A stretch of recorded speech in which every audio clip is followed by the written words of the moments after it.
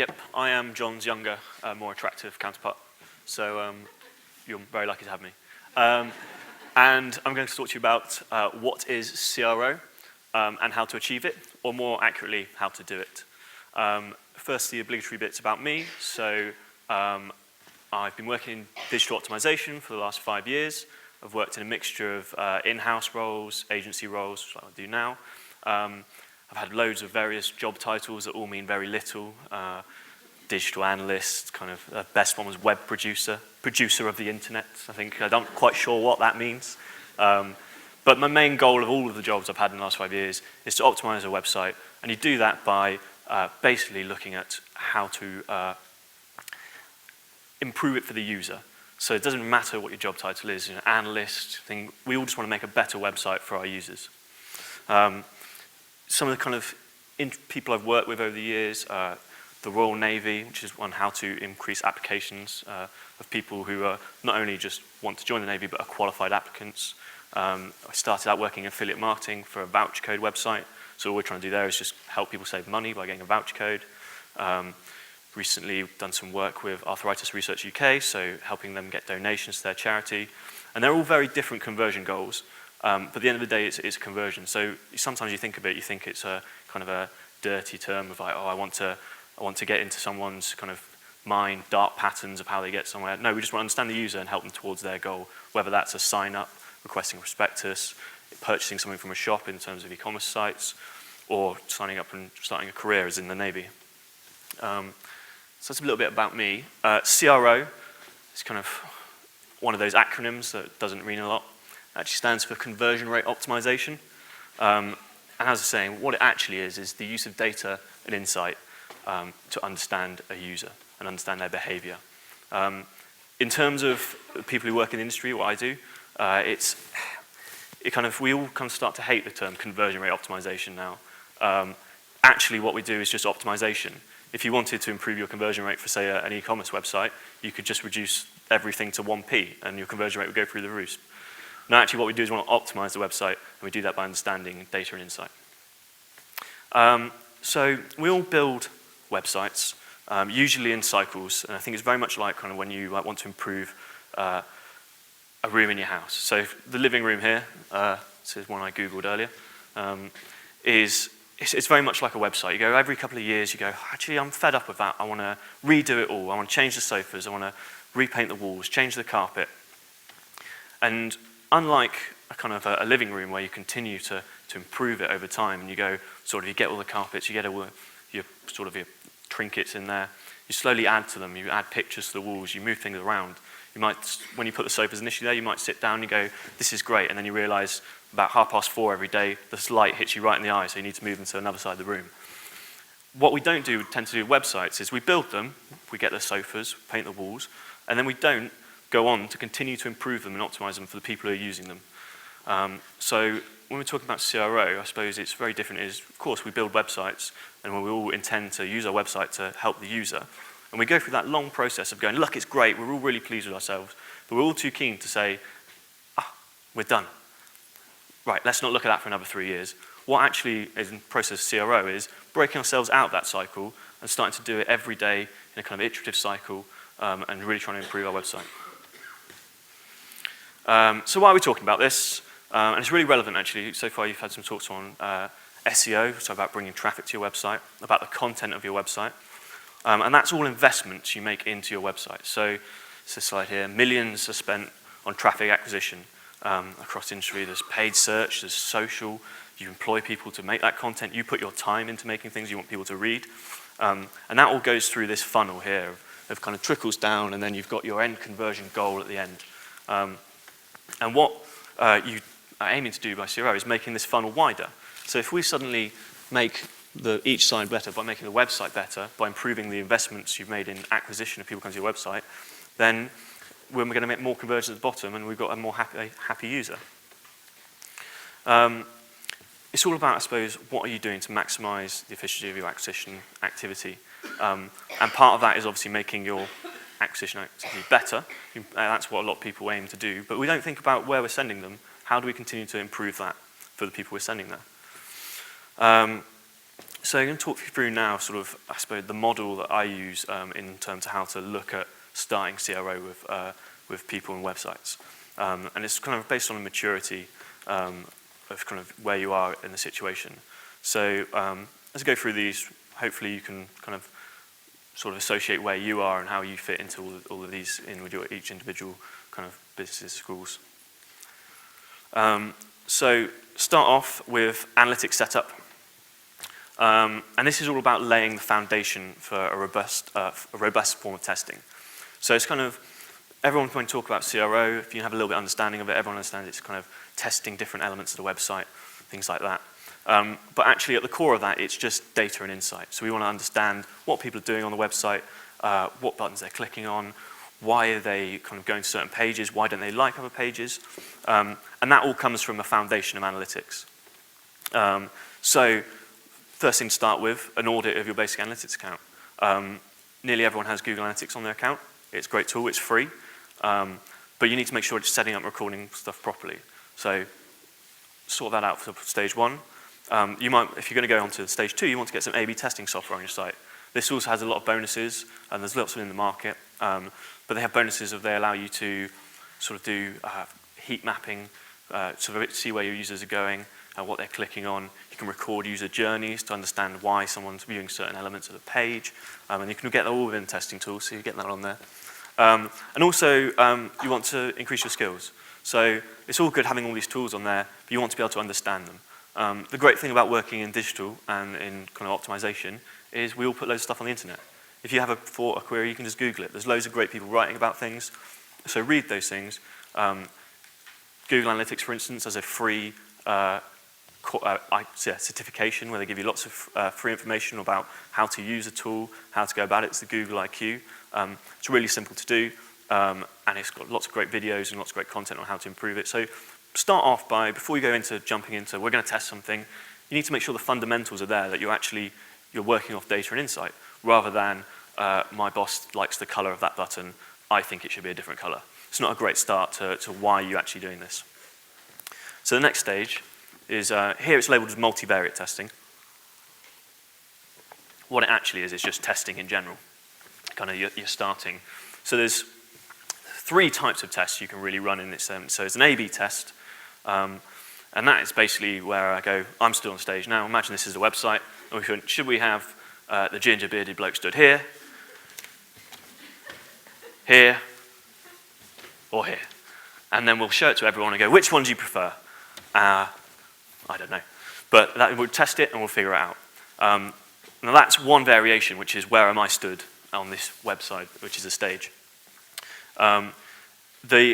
The next step is, okay, we can do a multivariate test, which is where we change several elements. So we're changing me, I'm one element, there's 3 variations of where I'm going to stand. And then we might move the lectern here.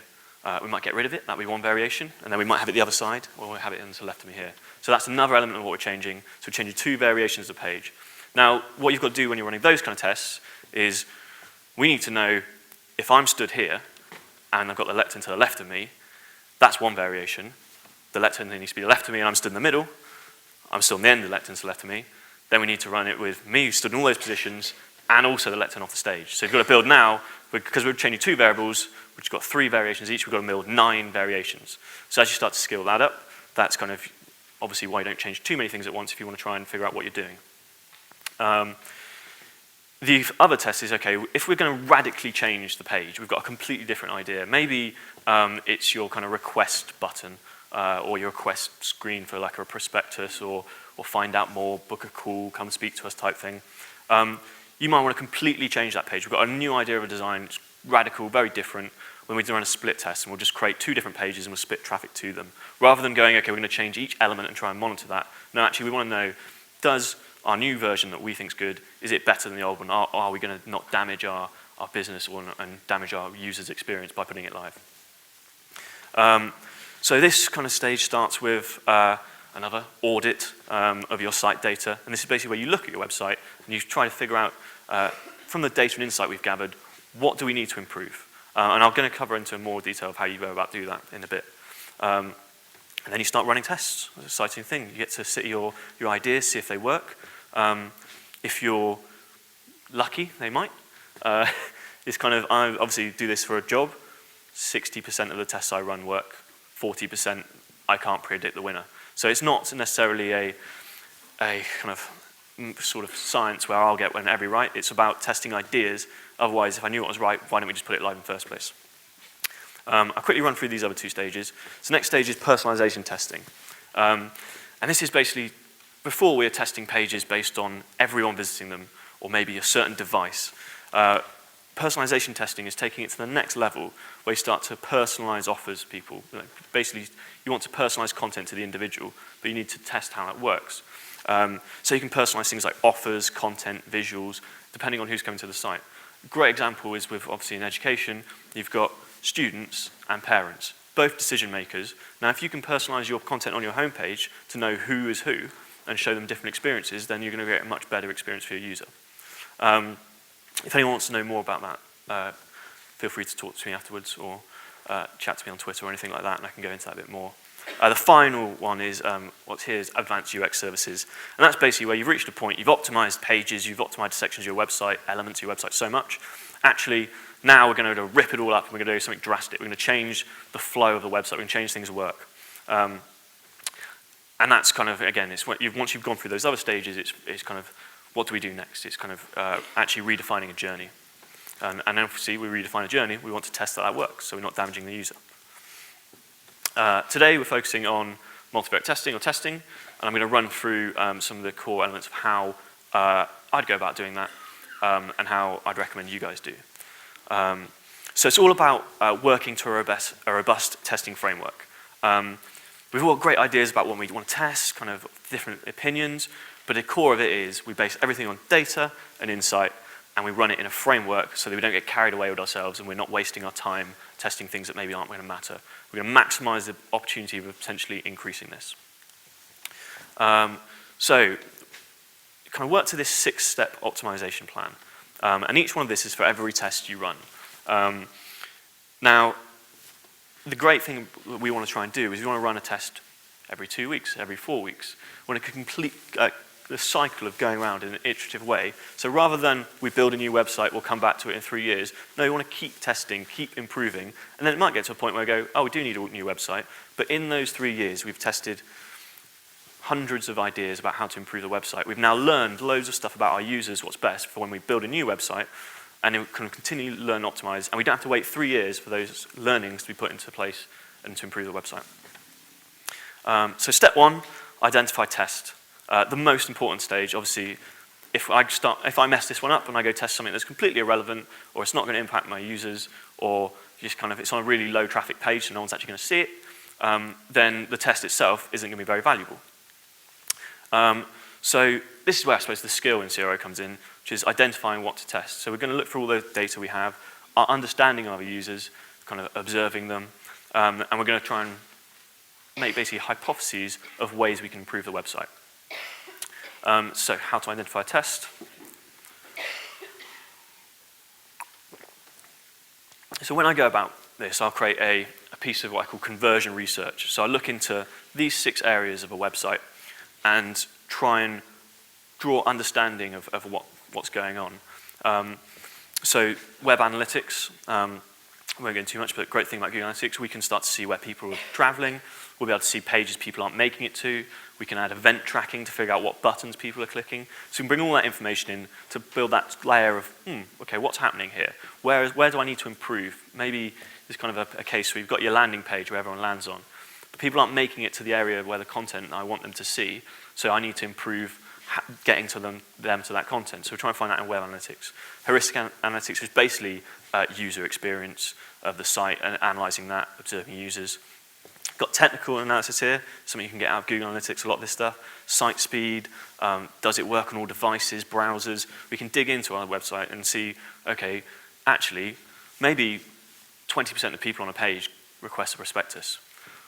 Well, actually, on Google Chrome, 20% of them do, but on Firefox, 5% of them do. Maybe there's an issue with our website loading Firefox, maybe that's what we need to improve. So technical analysis around that. Got heat maps and mouse tracking, so it's all good kind of sitting there and going, 20 people click that button, 100 people click that button, but actually I want to see more of what our users actually doing. So I can kind of, almost like an easy way of observing lots of users at once. User testing, if you're going really in on it, you want to put this in front of some actual people, find out what they think. Maybe put some other websites of your competitors or people you like, the kind of way they're doing things, put that in front of people and see what they like about that, see what they like about yours, build that all together to build that user story and that data.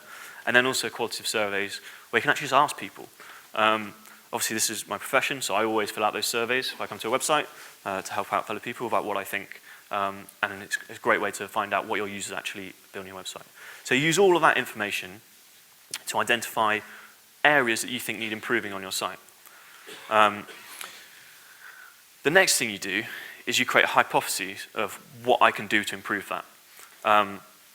And you take that into a big list of, okay, I've done all that research, I've prioritized lots of areas of the site to improve, and now I need to figure out where do I start. Because I want to target the areas that are going to make the biggest impact on my site straight away. So we do this through a process called pie scoring, where you work on potential, importance, and ease. And you score each hypothesis of how to improve your website on each of these areas. Potential, so I've got a web page. How much improvement can I make to this page? So you could be looking at a page on site and you think, actually, this page is pretty terrible. This is what we need to target. But we then move on to score it there. Okay, it's pretty terrible. Score it a 9 out of 10. Now we move on to the importance of the page. We're going to try and improve. How valuable is the traffic to that page? If it's actually a page that doesn't get a lot of traffic, it isn't a key area of the site, it might be performing a lot worse than another area that's kind of doing it slightly better. But by actually optimizing that page, we're not going to make direct impact to the site in the way we would by touching another page. So if it's, if it's your really important page, which is your kind of your key conversion goal, then obviously that's going to be really important and that's high up there. If it's kind of an ancillary about us page where people are finding out a bit more information maybe, then that might not be as high on your agenda of things you want to test and the importance of the traffic there. There's also, the last thing we score on is ease, which is how complicated will the test be to implement on a page. Now, there's actually doing it. There's, it could be changing images, it could be changing content, relatively easy to do. It could be changing wording, again, simple to do. Colors, could be doing a slight redesign, maybe slightly more complicated. Could be having some developer build you something, again, very complicated. But there's also elements involved, which is actually, it could be that the person in charge of me actually really likes that element, and it's going to be really politically difficult to move that through as well. So there's elements to kind of that as well, which is sort of, you've got to judge the impact and the ease of it in a wider scale, not just the technical side. So we identify our test, and then we continue on with the 6-step plan. I won't go into too much technical detail around this because it can get a little bit statistical. The great thing about all of these is we use testing tools to do this with that, so we don't have to make actual changes to the website's code. So in one of these testing tools, we identify where we're going to start, we load the page up, and we build variations of things we want to change. So great example, simple example is just the content of a button. You might have request prospectus, you might want to change that to find out more. Different variations of that, we'll run that, test it to users, see what was better. The next step is then running that test. You need to define the variables in which it's going to work. So you need to define to yourself, what am I actually looking for in terms of improvement? What is an acceptable improvement to me? Is it 5% of people to the page? You need to understand how many people go into the page so we can realize how long to run the test. And then we need to define how many weeks we're going to run the test for, because we like running weeks in cycles. Because if I run a test Monday to Wednesday, maybe people will act differently Thursday to Sunday. So we need to run it in cycles as well. So we define all of that in stage 3 of what we're going to test. We then put the test live, people come to it, filter in, we'll get some results. Hopefully, we'll come out with something that's statistically significant in how to improve your website. Great, one of these variations is one. Now we need to measure that effectively. It's great we're saying, okay, as a whole, more people preferred that variation, but we need to look at that on a level of browser, device. Maybe I made a change and actually it was great, it really improved desktop, but on mobile people didn't like it. So we need to measure more, then we go into a stage where we can begin to optimize and improve our test. A test might not have worked, or if it has, there might be a way we can improve it, maybe the mobile version was better. We can dig further into that variation, go further down that rabbit hole, and trying to improve what we've got there until we've got the best possible result afterwards. Afterwards, you need to report on these things so that learnings can be made about how to improve your site. So it's great we're doing all these. Maybe a failed test, we'll still learn something. We need to report that so we don't make the same mistakes again and try the same issue. All of this talks around we're using a testing tool. little slide here around 2 of the people that I'd recommend looking into first. These are 2 of the industry leaders in terms of doing testing. One's called Visual Website Optimizer, or VWO, and the other one's Optimizely. These are both great platforms in terms of they're really scalable, so they're there for work for the small organizations, and they scale up to bigger organizations as well, which is really good. So, finish this off, I've got a little example of some of the work I did recently, actually.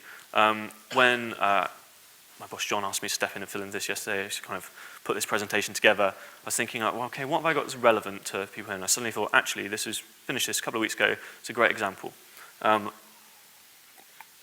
So an organization called Train Fitness, who do basically courses on how to become a personal trainer. So their website is lots of information about these courses, what you get, what do we teach you, how long do they take, where you study from, and it all comes down to a core page, which is, okay, would you like to request a prospectus to find out more? In that prospectus, you'll give us your email address, your phone number, so that we can get in touch with you and basically continue to find out if you want to be on the course. They originally had a page, and the prospectus form, really simple, 6 fields I think it was.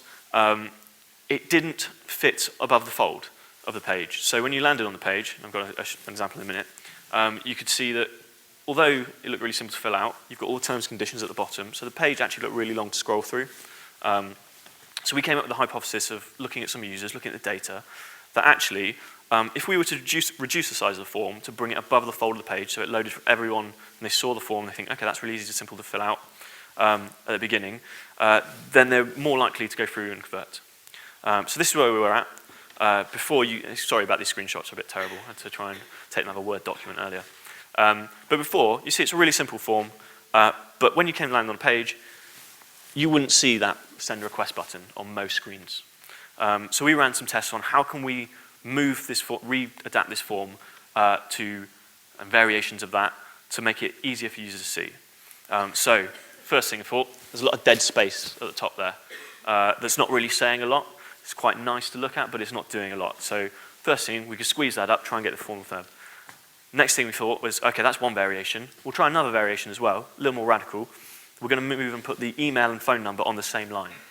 So we moved on to a slightly more blurry screenshot, where you can see here we've taken away a lot of that dead space at the top. We've moved the forms up, and now it's a lot smaller, easier to see a form, people more like to fill out. So we ran that for 4 weeks. It's a really important page on their website, so you need to be really sure that you're actually making a proper improvement rather than kind of just taking guesswork. So ran it for 4 weeks, ran it to lots of users, and actually the result was this variation we've got in front of you increased the conversion rate by 15.5% of people actually requesting a prospectus.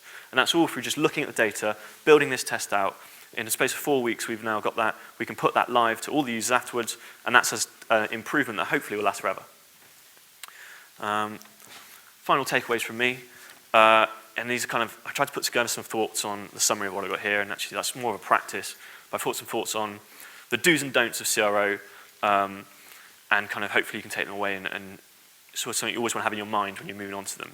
So, do's. Only test on hypotheses that are based on either data or insight. It's the core of everything we've said here. It's all about data and insight. Don't end your test early just because it's showing the result you want. The reason we define testing cycles and how long they should run, and sometimes it's great to see something successful. You want to get it out there, you want to roll it out to people, you want to make those gains on all your targets straight away. But actually, we run in cycles to be sure, and we need to make sure it goes that long. The hypothesis you test for should be designed so that even when you fail to improve the goal, because we're not always right, we're actually going to learn something. So it's kind of, rather than saying, I want to test that button blue because I think blue, it's, I want to test that because I think blue will have this connection with the audience, and then maybe you move on to a side you go, actually, that didn't work. I've learned that blue didn't work, and why did we think that was going to work? Okay, we won't try that idea again. Don't run tests based on opinion or ego. It's very easy to do. Similarly, don't test to prove someone out right or wrong. Sometimes you might have a thought of going, so they said that wouldn't work. Well, I'm going to run that test because I want to prove them wrong or prove I was right. Data and insight is what we underline all of these with. And don't draw conclusions from insignificant sample sizes. It's really great to sometimes write in a report and saying, we've learned this, we've improved this. But actually, what we're trying to do is, the bottom line is make the better experience for the user. And we need to be sure about that, so we do that by sample sizes.